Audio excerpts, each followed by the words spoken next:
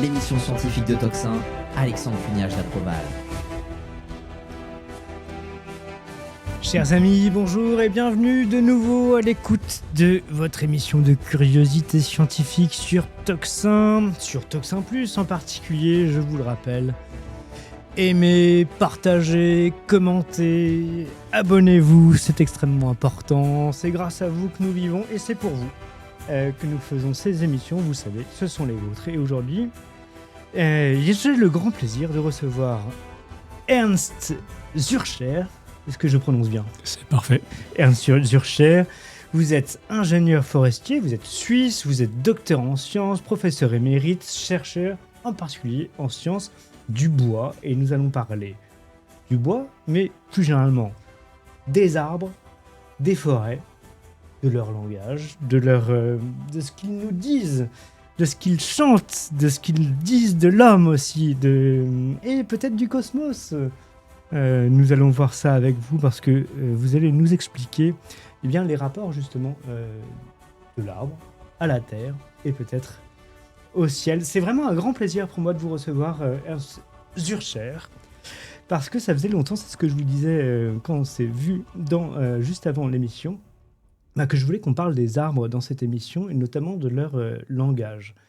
Un premier livre que vous venez de faire paraître, je crois, aux éditions de La Salamandre, qui s'appelle Le pouls de la terre, est une marche, en fait, en pleine nature. C'est une collection très intéressante. Je pense que c'est une collection où on demande à des auteurs de faire des récits de marche, c'est ça ? Et bien, vous décrivez ce rapport à la nature et aux arbres en particulier. Puis après, on viendra à votre deuxième ouvrage que je montre ici, les arbres entre visibles et invisibles, et notamment sur votre connaissance de la forêt et de ce qu'elle nous dit. Je vais peut-être commencer par une citation de ce livre, et après je vais vous laisser nous exposer vos pérégrinations sylvestres et forestières. Défilent alors en moi différentes étapes de notre développement. Le milieu que l'humain a trouvé à sa disposition tout au début de son évolution sur Terre en tant qu'Homo sapiens, lorsqu'il était encore essentiellement marcheur et nomade, c'est-à-dire chasseur-cueilleur, fut celui des savanes africaines de l'Est en particulier, etc., etc. Ce qui m'intéresse là dans ce que vous dites, c'est lorsque l'homme était encore essentiellement marcheur. Et c'est la première fois que je vois ça, que je vois l'homme défini ainsi comme un être qui marche. J'ai trouvé ça vraiment intéressant. Est-ce que vous pouvez nous dire déjà un peu comment est venu ce livre et puis ensuite quel est justement ce rapport avec la nature et les arbres ? Oui, merci pour l'invitation. Concernant ce livre, ça s'est passé ainsi, c'est les éditeurs de La Salamandre, Julien Perrault et les collaborateurs qui m'ont invité à entrer dans leur série concernant le rapport de certaines personnalités à la marche. Et ils ont eu cette idée spontanément, mais ils ne savaient pas à quel point ils tombaient juste. Parce que mon expérience de vie la plus centrale, c'est effectivement la marche. Pas seulement cette grande marche avec laquelle je commence ce livre, c'est une marche qui répond à un rêve que j'avais comme enfant. Déjà tout petit, je me demandais, mais à quelle distance de la mer es-tu né ? Ce rêve ne m'a jamais quitté, cette question ne m'a jamais quitté. À peu près à 60 ans, un mois s'est ouvert en plein été où il n'y avait rien, une plage totalement libre. Et ce rêve m'est revenu à l'esprit, maintenant tu pourrais tester ça. Et je me suis lancé. Et c'est donc le début de ce livre, c'est d'écrire comment ça se passe. Une marche de cet ordre-là, partir du dernier village près de Genève, où le Rhône sort du pays et entre en France. Ensuite, c'est pas est-ouest comme les grands chemins de pèlerinage, c'est nord-sud, en passant par le Vercors, en passant par le Luberon, etc. En passant par la Sainte-Baume, un endroit très intéressant, très important. Et le 24e jour, j'étais sur la crête de la Sainte-Baume, je voyais la mer pour la première fois. Et le 25e jour, j'y étais. Donc voilà, c'est un peu le début de ce livre, mais ça répond à quelque chose qui m'a toujours accompagné dans la vie. J'ai beaucoup marché pour aller à l'école. J'ai toujours aimé marcher et je me suis finalement rendu compte que, en fait, c'est le mode naturel de vivre pour l'homme. On n'est pas fait pour être assis. C'est même dangereux pour la santé d'être toujours assis. On est fait pour marcher et c'est vraiment une médecine de marcher. Voilà, donc, revenons sur ce livre, Le pouls de la terre, c'est montrer comment l'activité dans la nature nous permet de la découvrir et comment se remettre en rythme avec les rythmes humains et les rythmes naturels nous font réaliser que nous sommes faits de la même matière, de la même rythmologie. Et là, ça nous reconnecte à des choses incroyables. Le point commun entre ces deux livres, et j'ai l'impression que c'est ce qui vous guide un peu, je dirais que c'est le terme d'étonnement. Il y a une curiosité, alors c'est l'intitulé de notre émission ici, c'est une émission de curiosité, et précisément, je crois que c'est ça l'appétit premier de l'homme, c'est cet étonnement, cette curiosité, cette capacité d'émerveillement encore qu'on peut avoir, et en particulier devant la nature. Vous nous dites qu'on y trouve un rythme particulier. Vous allez nous en dire un peu plus parce que c'est quelque chose que vous développez beaucoup, la chronobiologie, cette temporalité de la biologie, donc du vivant, et peut-être ce qu'il y a de commun entre ce vivant végétal et ce vivant humain. On en dira un mot d'ailleurs, parce que vous dites que dans le règne végétal, l'arbre est ce qu'il y a de plus proche de l'être humain. Vous allez nous expliquer peut-être ça, parce que ça peut sembler un peu énigmatique comme assertion. D'accord. Donc 3 choses, l'étonnement, ensuite le rythme et ensuite l'arbre vis-à-vis de l'humain. Concernant l'étonnement, c'est en fait l'attitude fondamentale du scientifique, en fait, que le scientifique devrait avoir, c'est de se laisser, d'être conscient de son étonnement, de ce qu'il ne comprend pas. L'étonnement, c'est être face à quelque chose qu'on ne comprend pas. Et face à cette question qui suscite de l'étonnement, est-ce qu'on a des manières, des méthodes pour expliquer ce qu'on ne comprend pas encore? Et donc ça m'a toujours conduit dans ma démarche scientifique. En fait, parfois j'étais en opposition avec certains collègues parce que je me disais la mission de la science, c'était en fait de s'intéresser à ce qu'elle ne comprend pas. Et souvent on me disait, mais ce que tu es en train de rechercher là, c'est découvert ce que tu fais là, en fait c'est pas possible parce que si on calcule ces phénomènes, ils sont impossibles. Donc on a toujours cette confrontation entre des modèles qu'on a pour notre conception du monde et les faits qui viennent remettre ces modèles en question. Donc voilà, l'étonnement, c'est quelque chose d'absolument central qu'il faut vraiment cultiver. Ensuite, pour le rythme, c'est quelque chose aussi d'absolument central lorsqu'on travaille avec le vivant.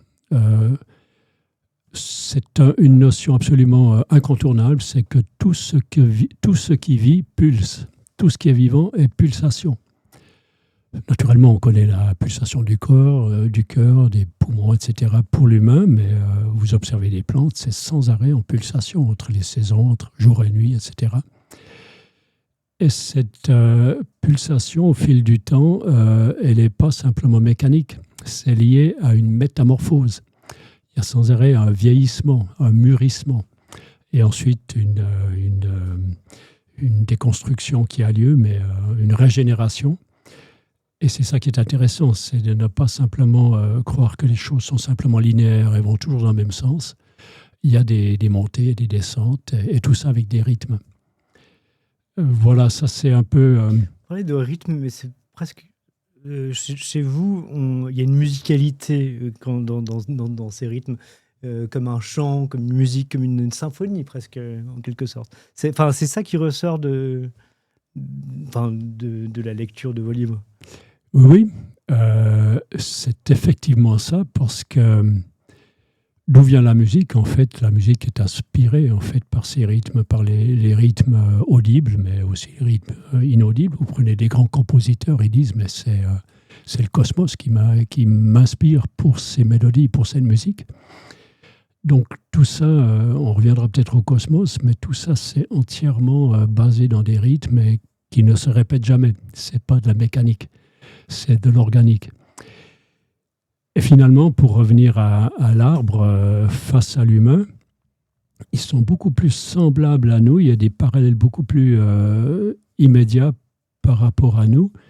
C'est par exemple, si on prend la vie de l'arbre, l'arbre, il met une trentaine d'années parfois pour devenir mature, pour commencer à faire des graines. Et ensuite, tout le reste de la vie, il est fertile, il est en phase de reproduction générative. Avant, il était en état végétatif. Ensuite, il est végétatif et génératif. L'humain, c'est la même chose. On met extrêmement longtemps avant d'être en phase de pouvoir se reproduire.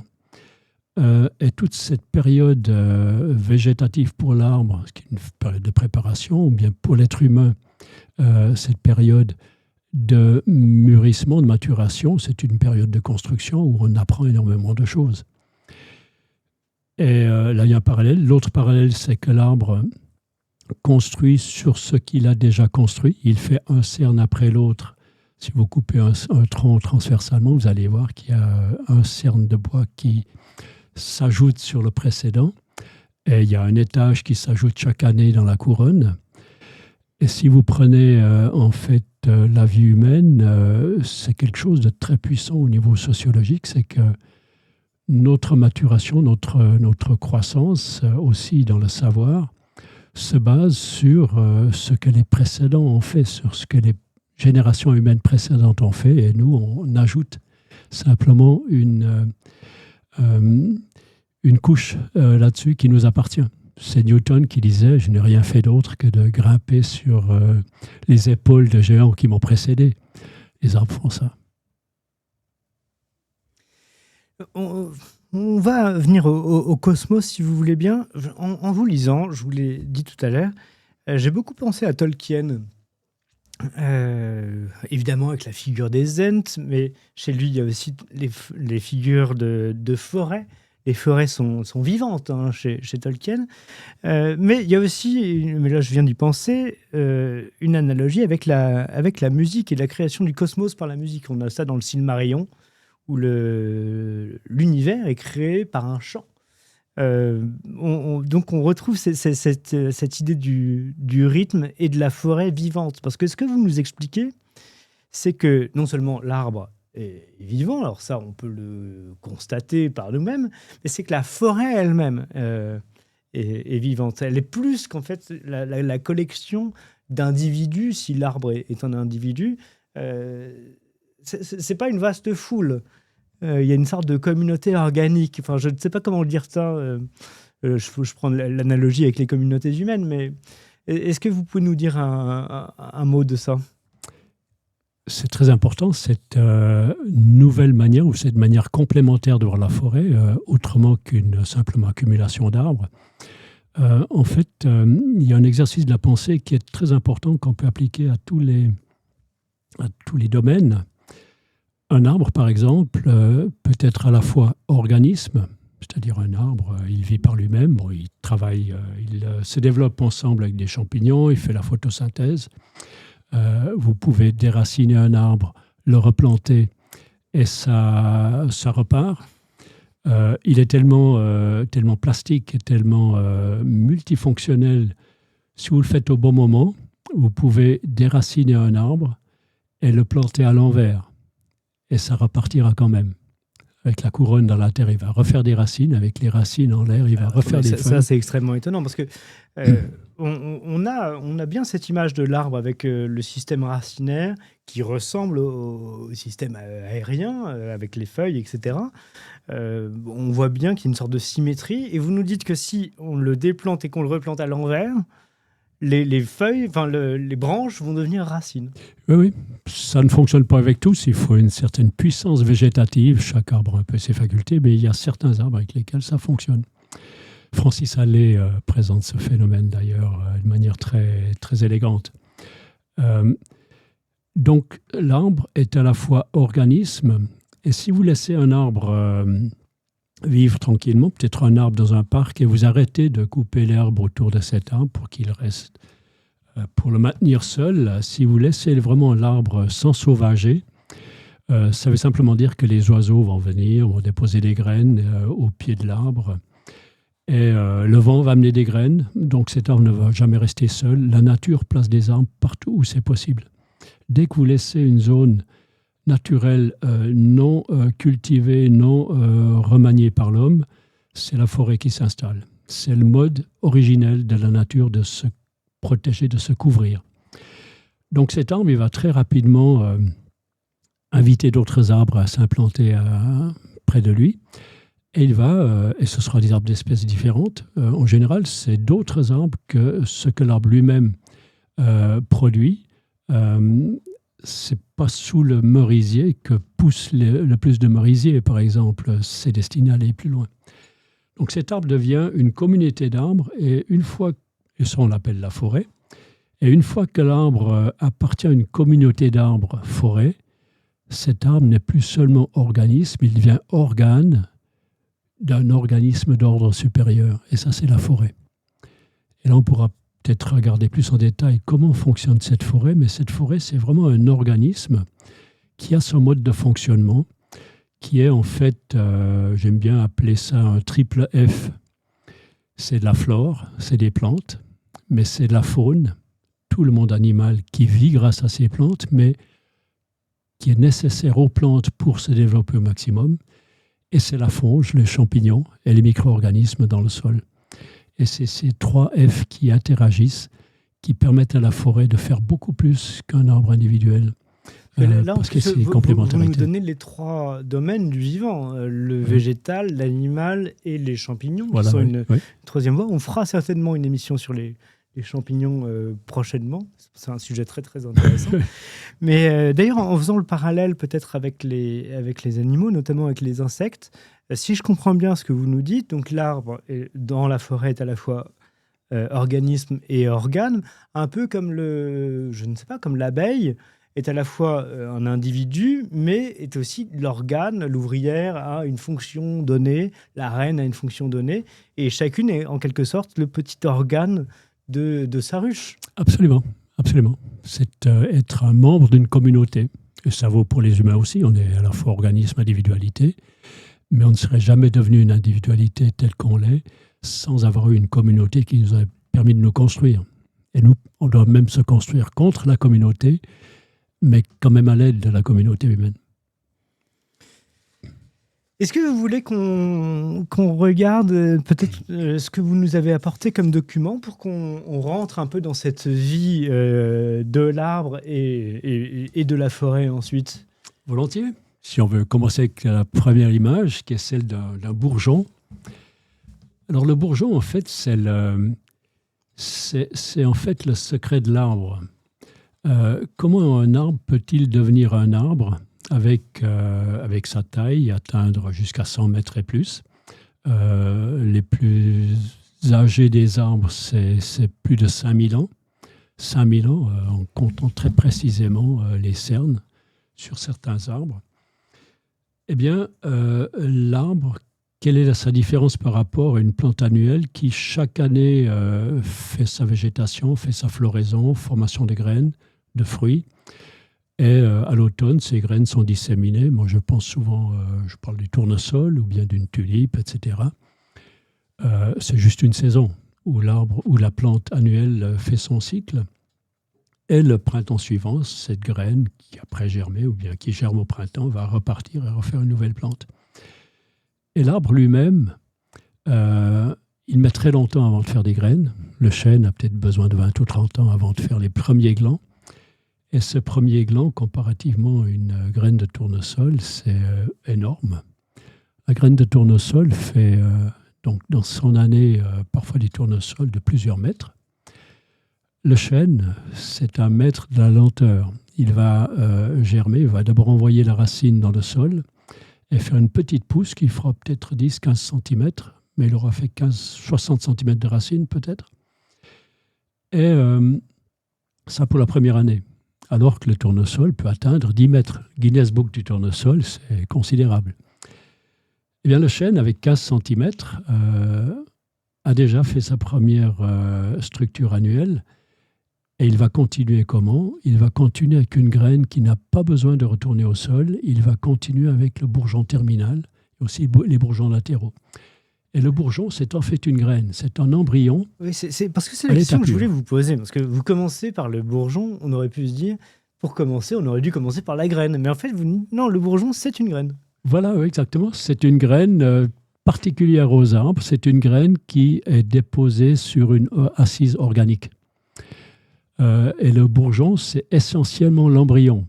Et si vous prenez des graines pour la reproduction générative, c'est l'embryon, mais avec un paquet de réserves, de tissus de réserve. Vous avez le gland, c'est deux cotylédons, et là, vous avez entre deux.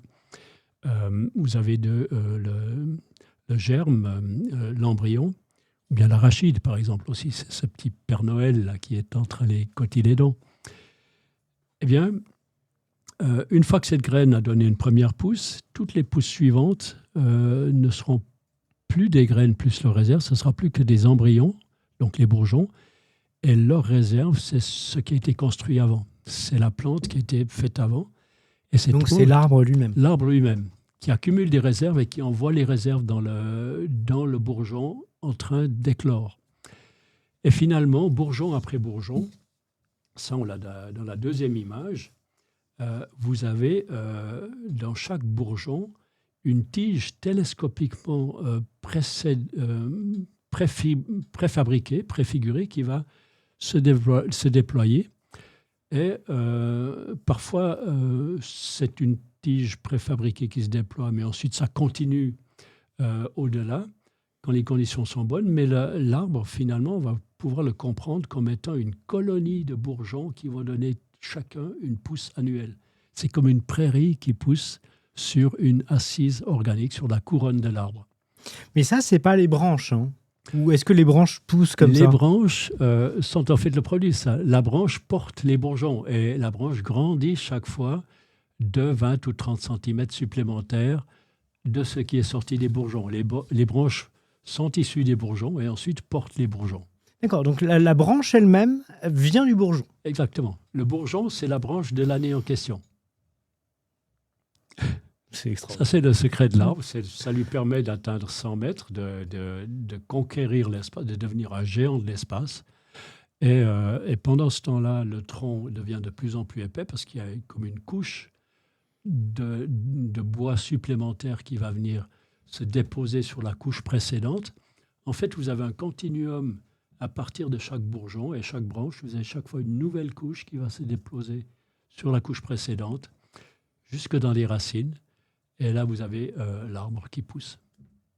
Et alors, je ne sais pas si on a une réponse à ça, mais comment se forme le bois? On le sait, on connaît ça, le processus de création, de synthèse du bois? Oui, ça c'est un peu mon cœur de métier. C'est donc ce tissu, c'est des tissus vivants. Et si on prend le bois, donc ça se forme surtout au niveau du tronc, mais aussi au niveau des branches. Vous décollez l'écorce. Vous allez voir que sous l'écorce, il y a une assise très, très subtile de cellules qui sont des cellules en état de formation. On appelle ça le cambium. C'est entre l'écorce et le bois.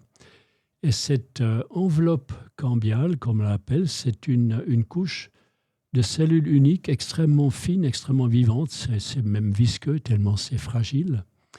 Elles sont sensibles à toutes les influences, hormones, etc. Le plan de la plante est en fait en train de se réaliser à ce niveau-là. Les arbres ont des hormones?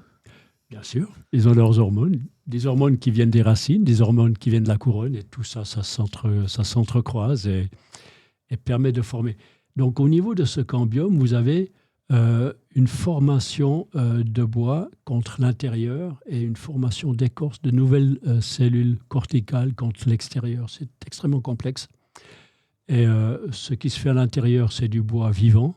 Et ensuite, plus tard, il va maturer et perdre ses cellules vivantes, mais rester des cellules qui portent l'arbre.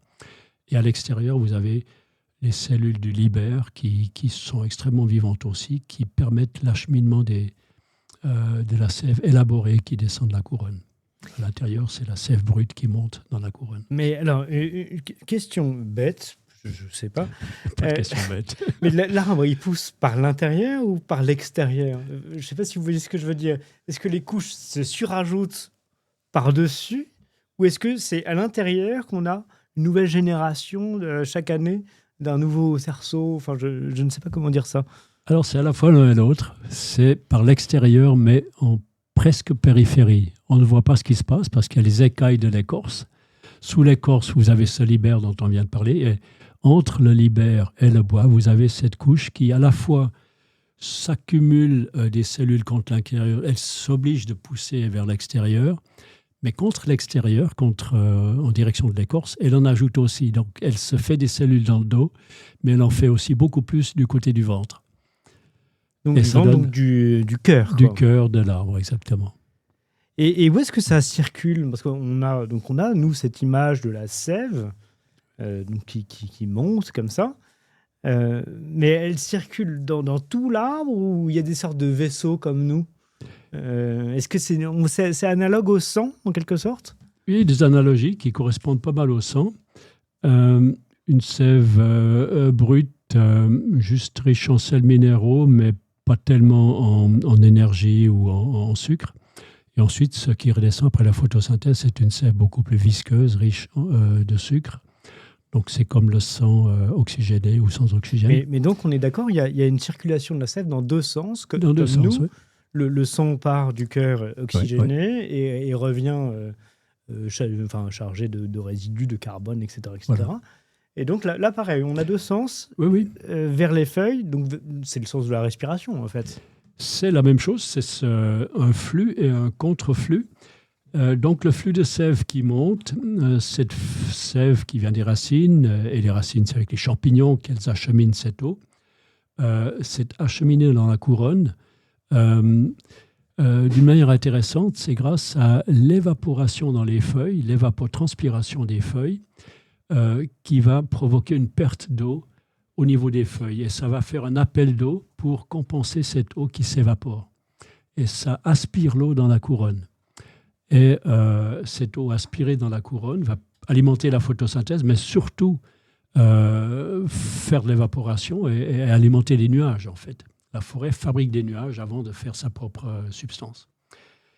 Et après la photosynthèse, vous avez donc cette sève enrichie en sucre. C'est une transformation de l'énergie lumineuse en énergie chimique, cette énergie stockée dans les sucres, qui va redescendre et alimenter ce cambium, ces cellules en croissance, en leur acheminant des substances de base pour construire le bois et le libère.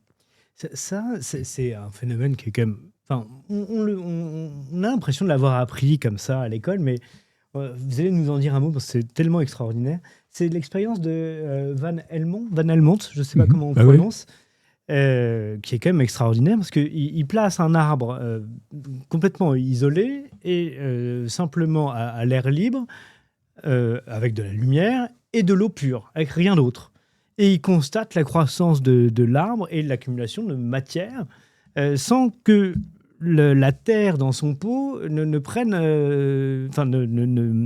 de matière à l'arbre. Donc ça veut dire que l'arbre constitue sa matière à partir d'eau, d'air et de lumière. C'est extraordinaire, ça. Vous pouvez nous en dire un mot de cette expérience? Oui, c'est une des premières expériences scientifiques menées avec une question claire, une méthodologie claire. Et Van Helmont, c'était vraiment une capacité. C'est l'homme qui a développé le concept du gaz. Il faut déjà avoir du recul par rapport au milieu dans lequel on vit, parce qu'on dit du poisson qu'il ne sait pas ce qu'est l'eau. Et lui a réussi à prendre de la distance par rapport à son milieu vital et venir à la notion de gaz, qui est vraiment essentielle, qui est restée établie pour la chimie.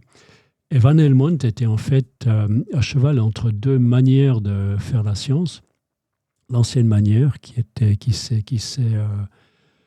perdue, à mon avis, on a beaucoup trop perdu de cette ancienne manière. Il était alchimiste et il est devenu chimiste. Il a un peu travaillé dans les deux manières d'aborder les choses. Et en tant qu'alchimiste, il avait des questions intéressantes. C'est en se basant sur l'ancienne théorie des éléments, Empédocle, tout serait issu de terre, d'eau, de feu et d'air. Lui, il s'est demandé, mais d'où vient la substance de l'arbre? Et son expérience était vraiment intéressante. Il a pris une jeune pousse qu'il a plantée dans un pot dont la quantité de terre avait été mesurée, séchée, pesée et mise dans le pot. Et ensuite, il a planté cette jeune pousse vivante et il ne l'a arrosée que d'eau de pluie ou d'eau distillée. Il voulait vraiment être sûr de ne rien apporter d'autre. Donc pas de minéraux. Pas de minéraux, rien du tout. Et en faisant cet apport d'eau pure à ce jeune plant de saule pendant 5 ans, il a pu observer une croissance de ce saule qui a pris plusieurs mètres de dimension, toujours dans le même pot. Et après ces 5 ans de croissance, il a dépoté son saule, il a secoué la terre, il a séché la terre comme au début, pesé la terre, il n'y avait pratiquement aucun changement de poids de la terre, et il avait 70 kilos, 70 kilos de matière saule. Et pour lui, d'où venait ce saule? C'était déjà une première réponse qui était juste, c'était de l'eau. Mais par la suite, avec d'autres chercheurs, qui sont venus par la suite, les physiologistes plus modernes, on s'est rendu compte que ce n'est pas seulement de l'eau qui constitue l'arbre, c'est de l'énergie lumineuse, c'est du dioxyde de carbone. Il y a toute une aventure scientifique là autour qui est décrite en fait dans le livre que je pensais important de décrire. Comment la photosynthèse a-t-elle été découverte? C'est vraiment une aventure incroyable dans laquelle une composante importante a un peu fini dans les tiroirs, et je pensais que c'était important de le présenter, c'est que lors de la photosynthèse, vous n'avez pas seulement de l'eau qui est décomposée pour recomposer de la matière organique et faire de l'oxygène. Vous n'avez pas seulement du dioxyde de carbone qui est décomposé pour faire la matière organique avec le carbone, et l'oxygène du CO2 est aussi réinjecté dans la physiologie. Vous avez la lumière qui est décomposée. Le bleu et le rouge sont les seules parties du spectre lumineux utilisées lors de la photosynthèse. C'est pour ça que les feuilles sont vertes. Donc, triple décomposition, mais il y a une triple recomposition. C'est la matière organique qui est recomposée, c'est l'énergie solaire stockée dans cette matière organique. Vous avez de l'oxygène qui provient de l'eau et qui, pour la première fois, l'état pur, est éjecté par l'arbre, et c'est des quantités considérables. Pour 1 kilo de matière organique formée, vous avez 1,4 kg d'oxygène nouveau. Imaginez le volume de cet oxygène, cette régénération de l'air forestier. Mais la troisième composante, c'est de l'eau nouvelle. Avec l'hydrogène qui vient de l'eau d'en bas, et l'oxygène du dioxyde de carbone fait de l'eau nouvelle qui n'avait encore jamais circulé. Donc voilà où a mené la découverte de Van Helmont.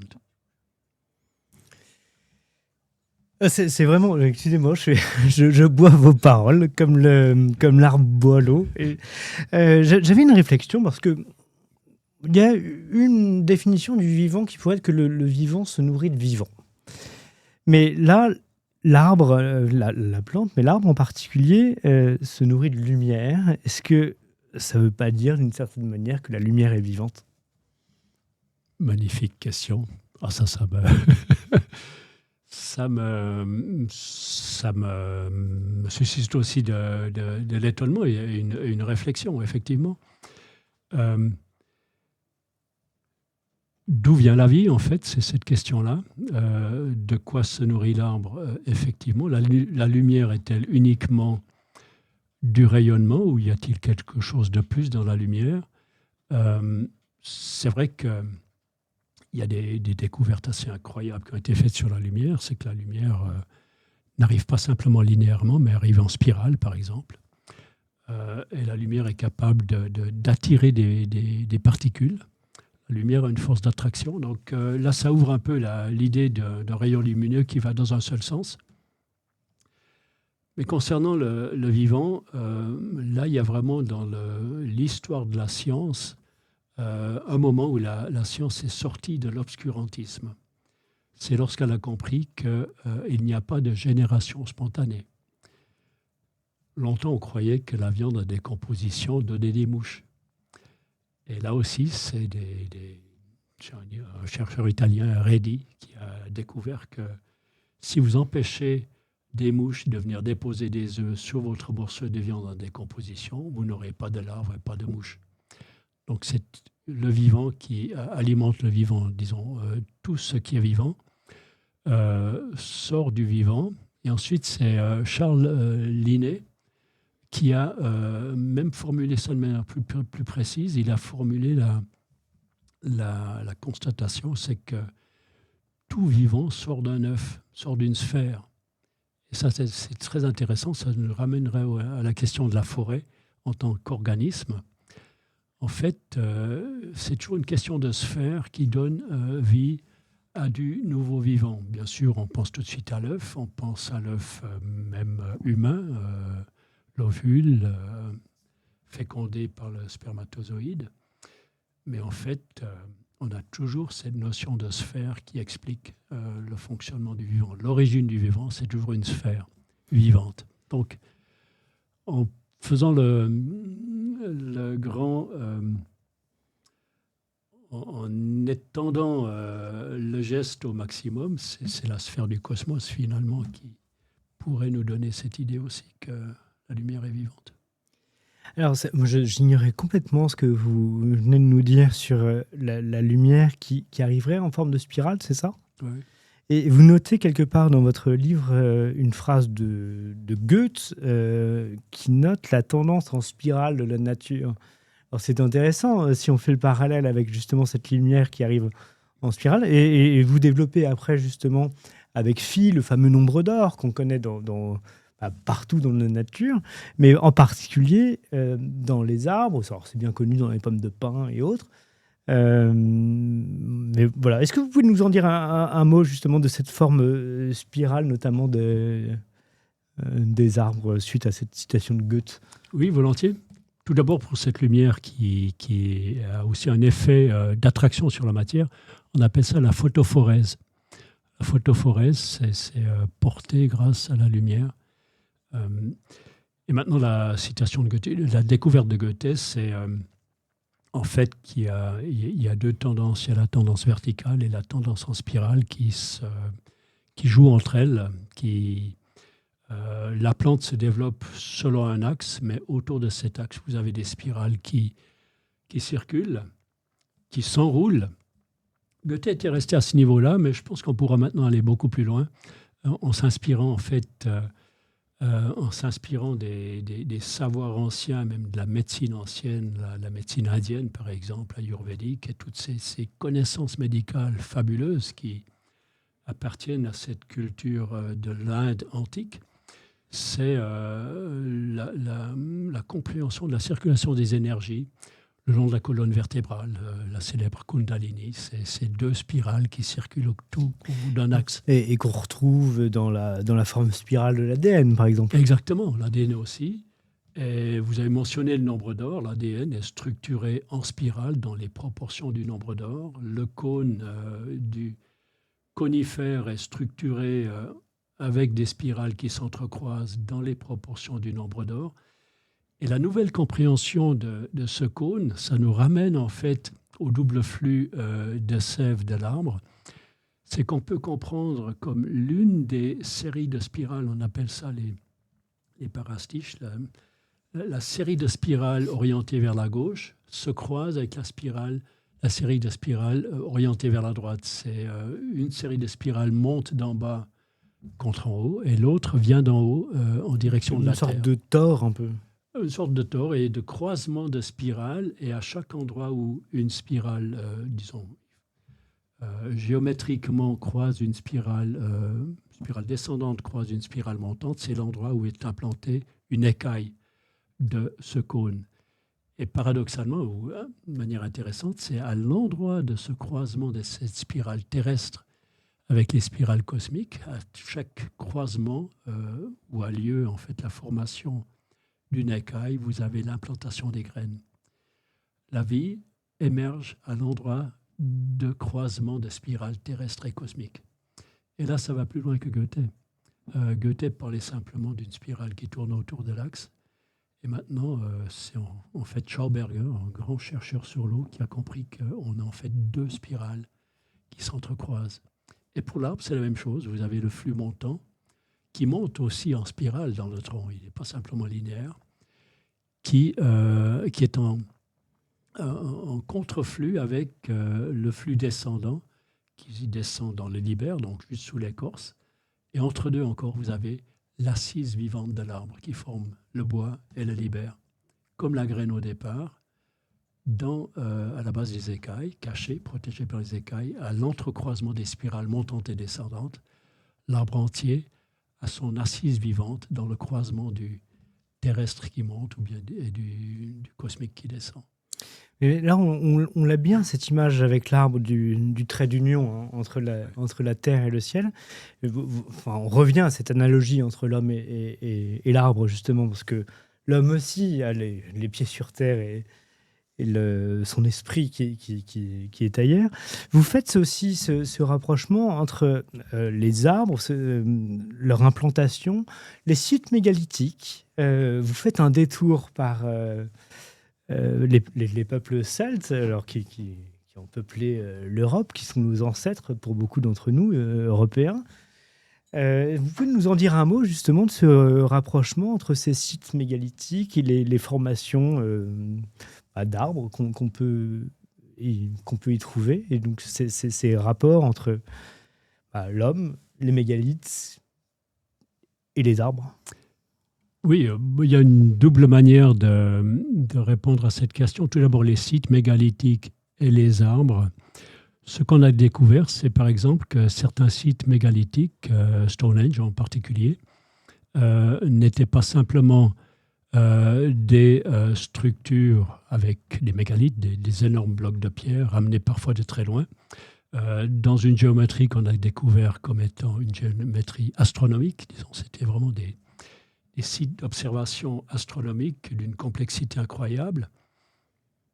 Mais avec Stonehenge, il y avait une allée d'arbres, et c'était pas n'importe quelle, c'était des ifs qui venaient du nord jusqu'au sud. Vous faites un long développement sur les ifs. Oui, du sud jusqu'au nord, de l'est jusqu'au centre et de l'ouest.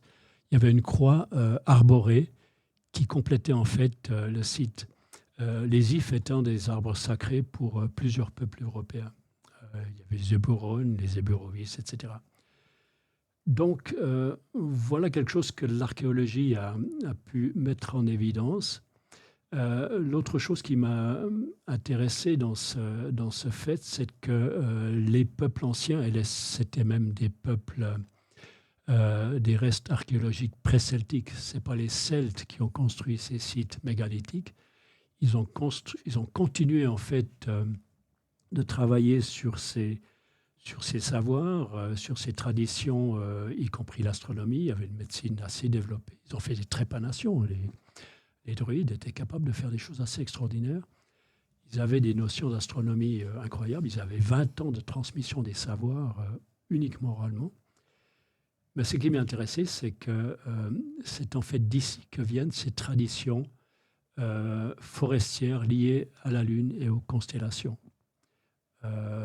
Oui, parce que ça, il faut le dire, vous allez nous expliquer l'un des résultats éminents de vos propres recherches. Il me semble que c'est vous qui en êtes vraiment l'initiateur, le découvreur. C'est le lien entre les arbres, leur croissance, leur rythme biologique et les grands rythmes astronomiques, et en particulier les rythmes de la Lune. Oui, effectivement. Et c'est pas moi c'est presque une histoire de famille qui m'a amené ça. C'est de la biographie qu'il y a là-dedans.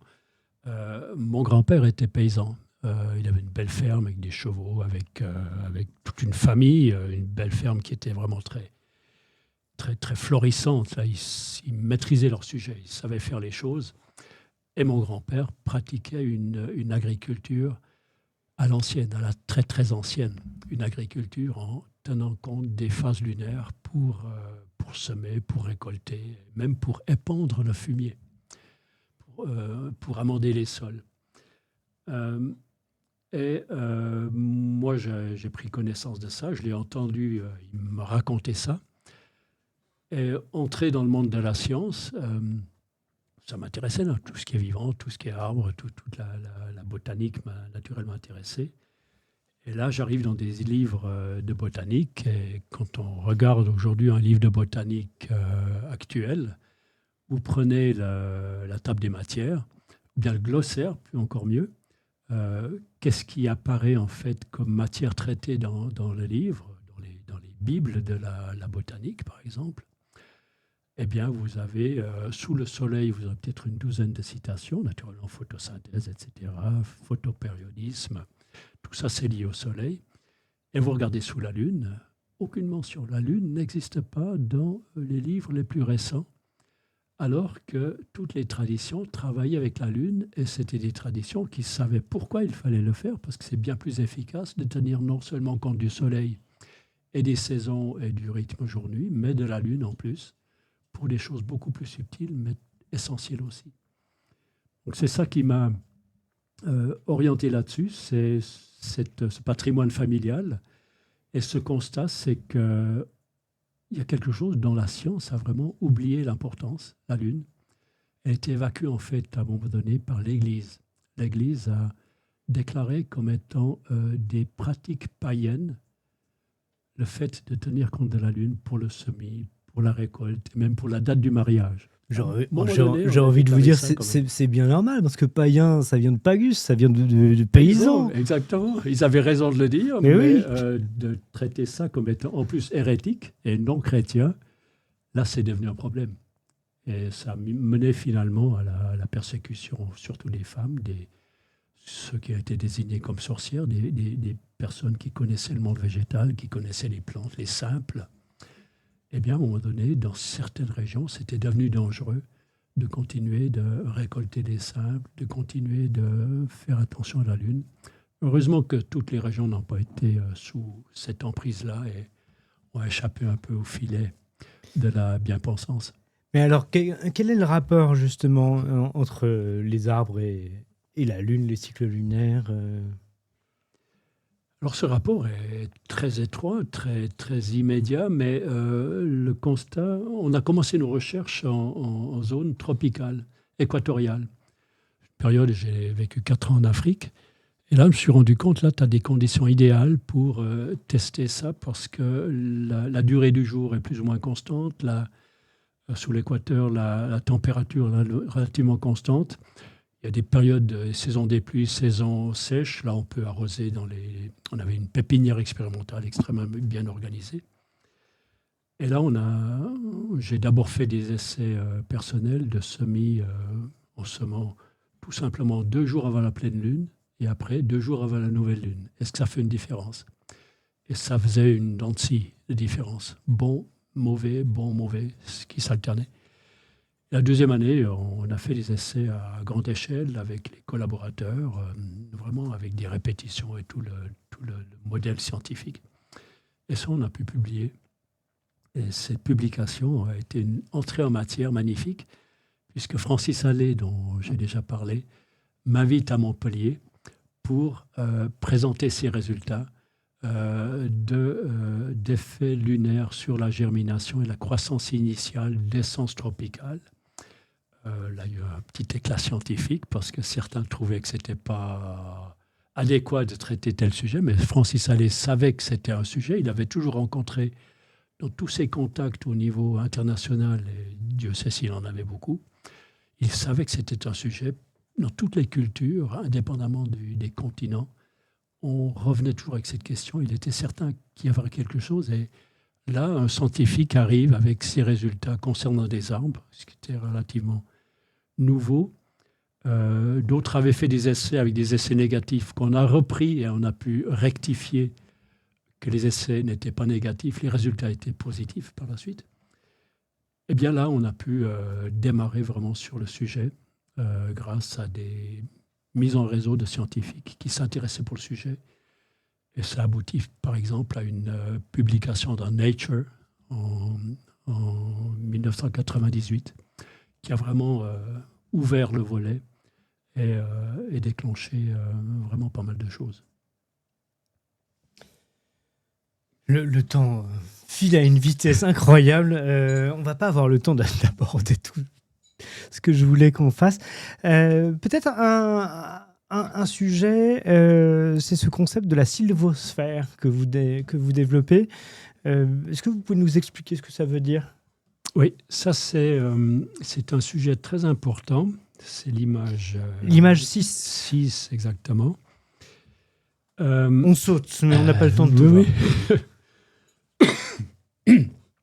Sylvosphère, c'est en fait un constat que chacun peut faire. Lorsque vous êtes en été, vous vous approchez d'une forêt, vous allez voir que vous n'allez jamais pouvoir voir à travers la forêt. La forêt s'enveloppe toujours d'un continuum végétal.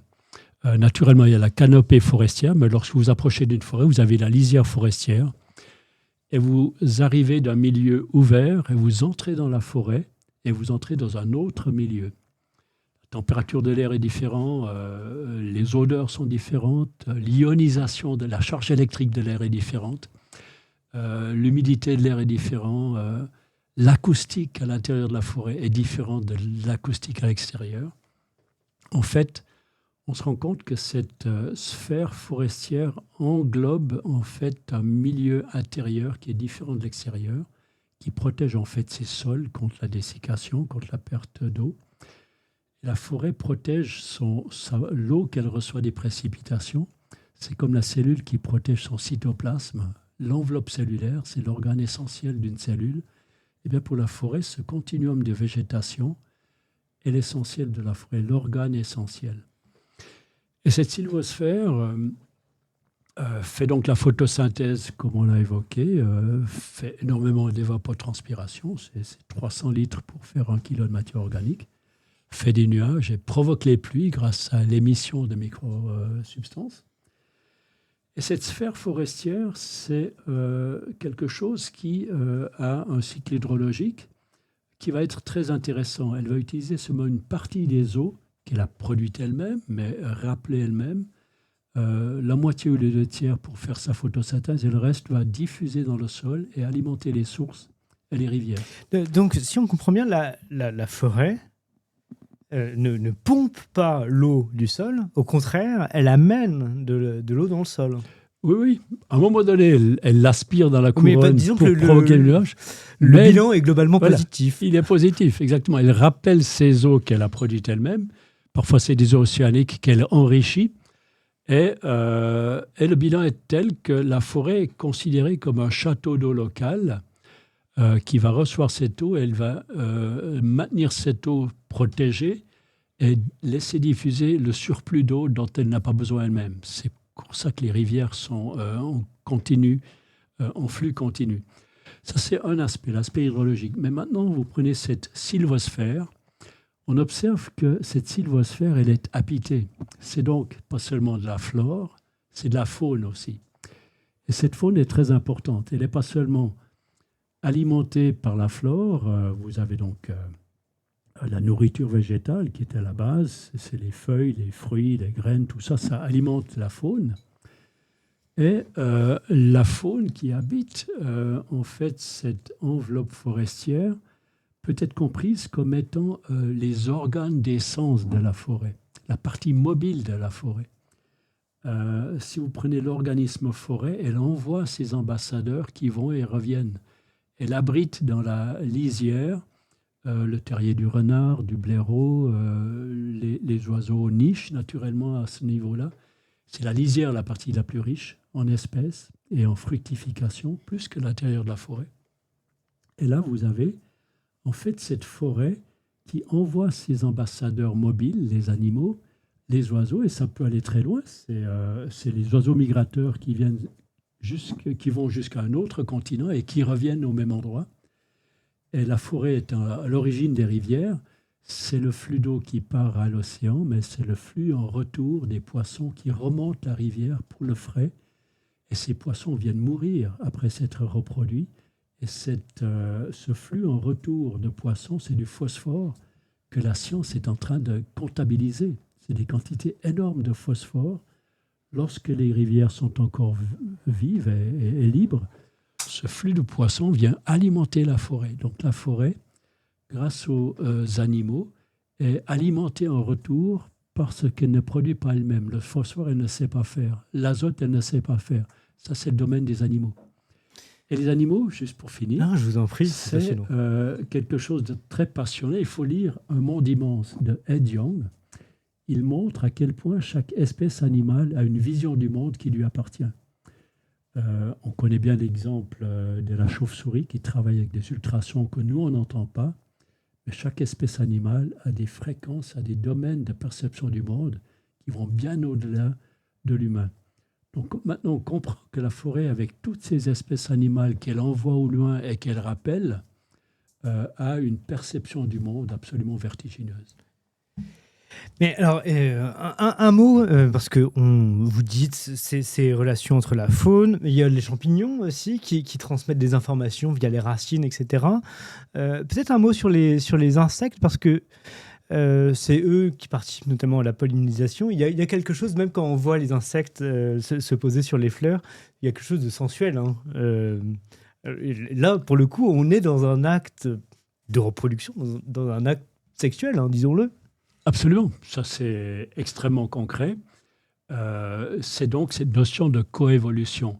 La plante et l'animal se rencontrent, ont une affaire entre elles à vivre. Et c'est donc la pollinisation qui n'a pas lieu qu'avec le vent, mais aussi avec soit des insectes, ça peut aussi des mammifères, des chauves-souris, etc. On connaît bien l'exemple des abeilles. Mais même pour rejoindre ce phénomène de la forêt qui est enrichie de sa faune, qui est en fait ses organes d'essence, il faut avoir conscience que le monde des insectes est aussi un monde qui est migrateur, pas seulement les oiseaux.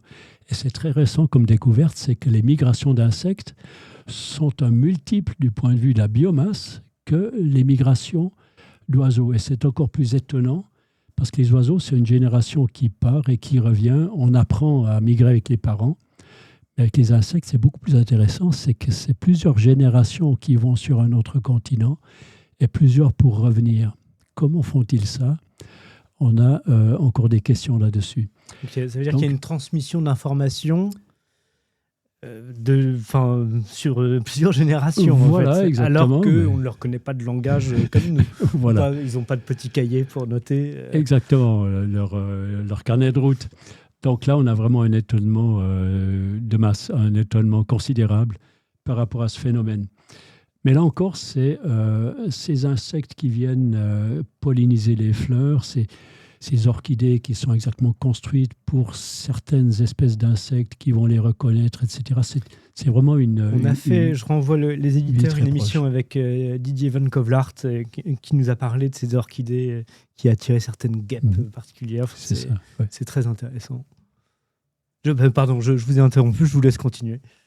Non, c'est effectivement ça. Et ça nous amène à la notion de coévolution. Et de coévolution et profusion. Et là, ça nous amène en fait aux enseignements que cette manière de voir la forêt peut nous apporter. En fait, l'évolution n'a pas lieu simplement selon un principe de concurrence absolue, lutte pour la survie.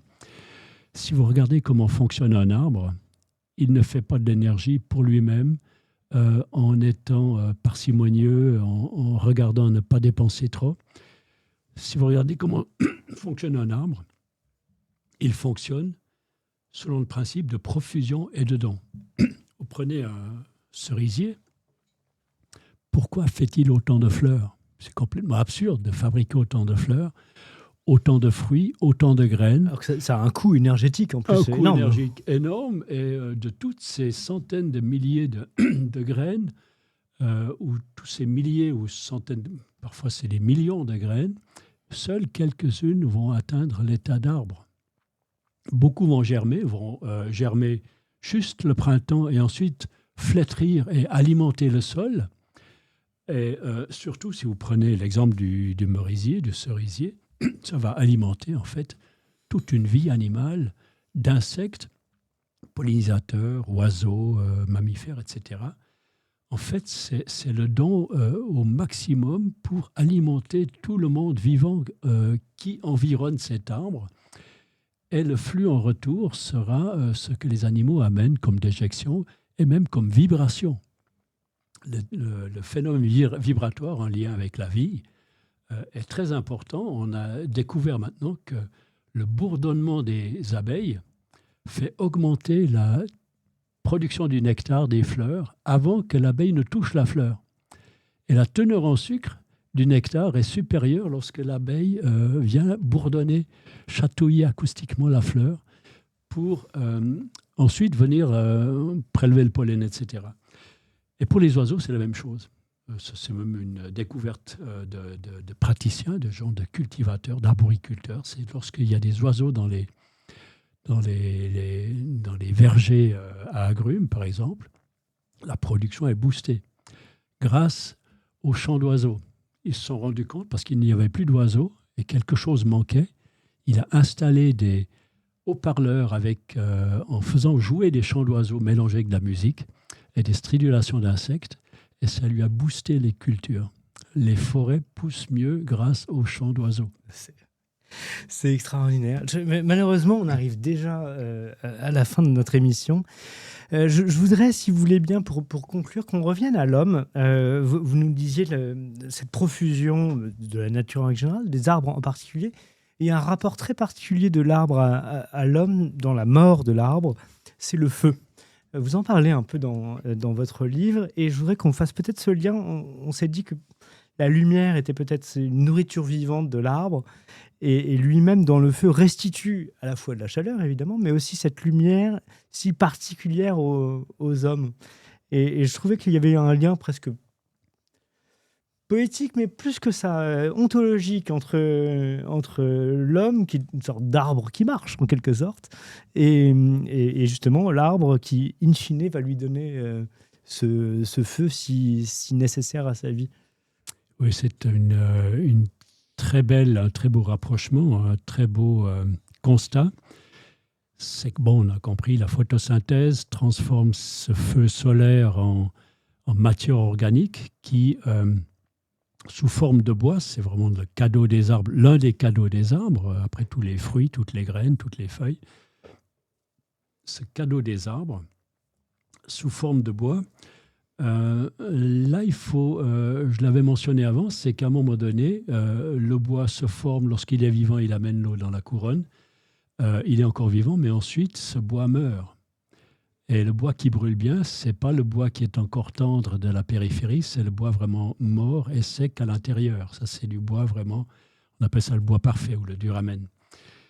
Et donc, vous avez quelque chose de vivant qui meurt, et ce bois mort devient ensuite du bois de feu.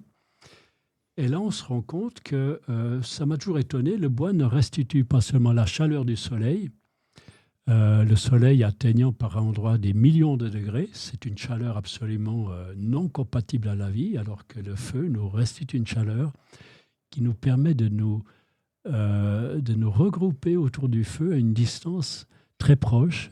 C'est une chaleur humaine, biocompatible, qui nous permet, et toute la culture humaine pendant ce million ou ces 500 000 ans de culture humaine a eu lieu autour d'un feu. Et qu'est-ce que le feu? C'est restitution de la chaleur du soleil sous forme biocompatible, restitution de la lumière du soleil, ça nous permet de voir dans la nuit, alors que c'est interdit de regarder le soleil directement, les yeux dans les yeux, on n'a pas d'expression pour ça. Le feu, on est invité à le regarder, il n'y a pas d'ultraviolet dans le feu, c'est du rouge, de l'infrarouge, de la chaleur, de la lumière pulsée. Et la troisième chose que nous restitue le feu, c'est le son. Le soleil fait un bruit épouvantable, c'est 1 million de bombes atomiques à la seconde depuis des milliards d'années. Eh bien, le feu nous restitue un bruit absolument mystérieux. C'est presque un ronronnement, un froufroutement, c'est un crépitement lorsque c'est du résineux. Et c'est un bruit qui a des vertus thérapeutiques. Comme la lumière du feu a des vertus thérapeutiques, comme la chaleur du feu a des vertus thérapeutiques. Hildegard de Bingen, le son du feu a des vertus thérapeutiques et le feu nous permet de voir dans la nuit. On va finir avec ce regard dans la nuit. Vous évoquez dans un de vos livres justement l'écho du regard et de l'égard, que j'ai trouvé très joli. Et c'est à l'image de la conversation que vous nous avez donnée aujourd'hui. C'était passionnant. Merci infiniment d'être venu.